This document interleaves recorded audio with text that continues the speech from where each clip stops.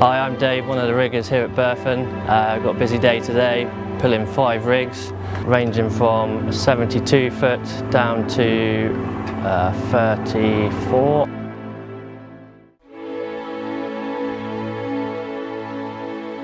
There's 3 riggers here at Berthon, myself, Tim and Adam. We've been doing it a few years now, so we're pretty good, I think. And it's a good little team. We've worked for other rigging companies as well, so we've got a lot of experience and knowledge and background. And yeah, we're a good team.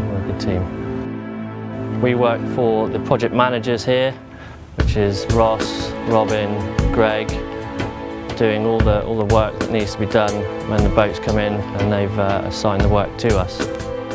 So yes, understepping 5 masts today here at Berthon. So basically the process starts off prepping the mast, letting all the halyards go, tying them off at the mast so they're all clear for lifting, making sure the electrics are undone, the rigging screws move, the furling gears are ready to come off, and then the actual mast itself is safe to be lifted.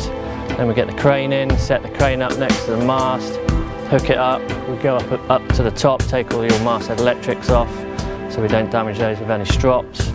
And once we've got the crane hooked up, we literally let the rigging go, pull the mast out, and then put it on the trestles, ready for the work to be done and for us to inspect.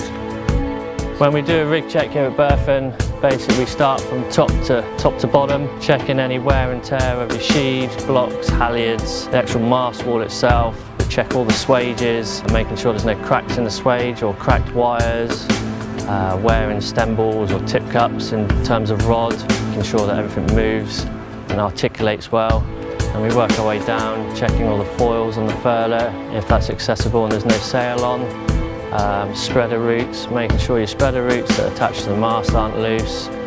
Lazy jacks, runners, all the attachment points where your rigging attaches to the mast we have a good look at, making sure it's not pulling out and there's no cracks to the actual mast section itself, working down to even like radars, making sure they're attached, and just making sure that the mast is generally seaworthy for you to go sailing and enjoy yourself. And then we obviously get down to the deck, making sure that all your winches, your guard wires, the boom, gooseneck, fang, all in good order, making sure that they're not in any bad state. So obviously if one of those goes, then that's going to ruin your day. So what we're doing is we're basically stropping the mast up on the crane. So Adam's up there tying the down line on, and then I'm going to tie the down tie on, which holds the crane and the mast together, so when we pull her up, she'll come up nicely. This is the down line, so basically this attaches the mast to the crane via the strop and this line. So it obviously pulls up there and pulls down here at the same time, stops the strop going up. Keeps it all nicely balanced.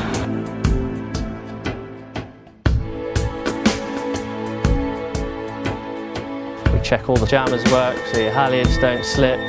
Checking your halyards themselves so that they're up to scratch, because you never want a halyard to go. And anything else that basically makes your boat work in terms of sailability, we'll check. And if there's anything else that you specifically want checking, then let us know and we can have a look at that as well for you. A few tips in terms of checking stuff on your mast. A lot of things is gooseneck toggles. They tend to wear a lot because that's their main job in terms of obviously they articulate, but they're there to wear as a breaking point. So check that there's no wear in your gooseneck toggles. Check all your guard wires where they go through the stanchions, and at the end of the swages, because they do get a lot of wear and tear where people are leaning on them, fenders are on them, pulling down. So make sure there's no broken strands or wear on your guard wires. Check along just where the wire goes into the swage, just check along there, making sure there's no broken strands. As soon as you see a broken strand, give us a call and we'll get onto it and we'll get it sorted. And also just check your halyards, make sure your halyards are all good in terms of chafe. You can tend to see it when they're up on the mast anyway, because you'll see a big ball of fluff where the jacket's coming away from the core. And anything like that really. Checking for wear points on your main sheet, making sure there's no wear where it might break, and just generally having a good look around your mast before you go sailing is always a good idea. And if you see anything untoward, then just give us a call and we can have a look at it for you. Once we've done that and done the work, then obviously we do the opposite, lift the mast up, put it back in the boat, put your halyards back in, set the mast up to how it was, or if you want it tuned by us, then we can get it tuned to whatever specification or tune you'd like. When we step mast, we've got qualified banksmen to direct the cranes. We also take extra care, especially when they've been painted in our paint shed, to make sure that when the first 2.5 metres of the mast goes in the boat, it's not scratched, because obviously it's on show to the customers, and also that all the rigging fittings don't damage the mast and they stay nice and shiny due to obviously for cosmetic reasons. Once we've unstepped your mast and it's going to be painted, what we do is we work our way from the top to the bottom of the mast, taking appropriate bits off that don't want to be painted. Before it gets blasted, we remove all the rigging fittings, winches, tracks, spreader brackets, cleats and clutches, and then obviously it gets blasted and it goes into the paint shed. You have your paint job done to your mast, and we go through all the bits that we've taken off, making sure that they're all usable. If not, we will service them or renew them, and when the mast comes out of the shed, we then do the reverse in terms of putting all your fittings back on with Tef gel or any anti-corrosive product that we have, putting all your bits back on, get the rigging back on, and then step your mast again. We have 4 qualified banksmen here at Berthon, so when we get an outside crane or using our own crane, we've got a skilled team to take out masts. We also have 2 qualified lift supervisors which go to the mast and the boat and the area that we're going to lift the mast to ensure that everything's safe, ready to go, so that the mast comes out nice, quick and easy, which makes it better and easier for the customer. The lift supervisor also supervises the crane driver and ourselves and anyone that's involved in the lift itself to make sure it's safe and done professionally and as quick as possible. We do quite a few rigs here. We probably look at hundreds of rigs over the year.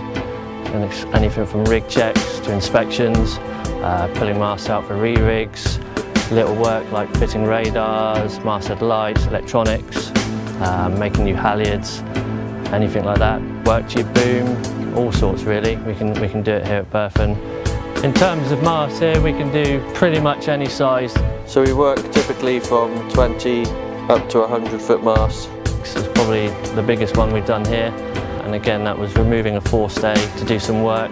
As long as you can get down the river, anything's possible really. We can get it done if you need it done, from all sorts of varied rigs, mizens and main masts and fractional masts and swept inline masts. What doesn't really matter, carbon, aluminium, we've done it all here, so we're all geared up for the job. We haven't really had a tough mast, to be honest. Anything that's freshly painted.